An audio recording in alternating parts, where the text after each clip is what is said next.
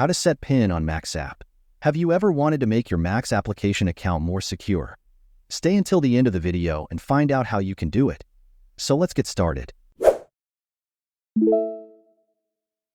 Okay, first of all, we will open the Max application.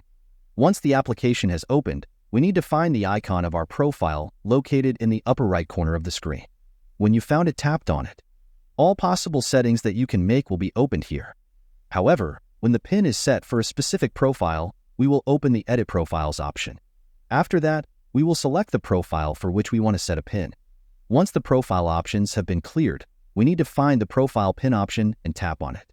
This will open a browser with the same page as on the application. When we select the PIN option here, a page will appear where we can enter the PIN and thus secure our profile. That is all. If you found this tutorial helpful, don't forget to give it a thumbs up, subscribe for more similar tips, and hit that notification bell so you never miss an update from us. Thanks for watching, and I'll see you in the next one.